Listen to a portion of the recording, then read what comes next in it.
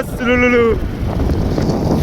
তো রাত্রিরে এখন আমরা তিনজন মিলে এসেছিলাম খাবার কিনতে। অ্যাকচুয়ালি খাবারটা আমার বাড়ি, তো ওকে নিয়ে আসছিলাম।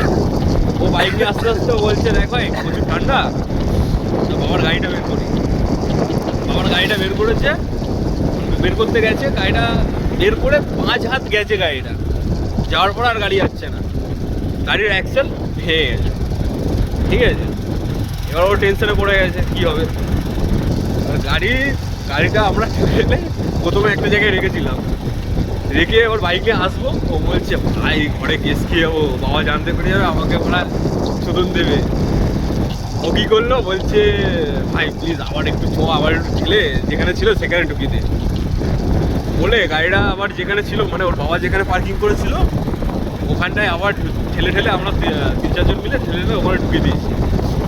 ঢুকিয়ে দেওয়ার পরে বলছে যে এটা আমার হাতে হয়েছে, এই জিনিসটা আমরা বাবার ঘাড়ে দিয়ে দিলাম।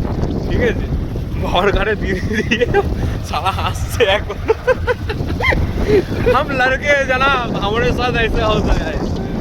अरे भाई তোমরাই বলো, আচ্ছা খাসা দিন যা रहा था, সবটা পুরো দিনটা তো ছুটি নিয়েছি কাজের, সারা দিন ভালো গেল, যেটা চেয়েছি সেটা হয়েছে জীবনে, সেটা মানে সেটা হয়েছে। भाई हम लोग सांस लेते हो तो कांड हो जाता है भाई। এবার লাস্টে দিনের শেষে এটুকুনি ভাবলাম गुड नाइट।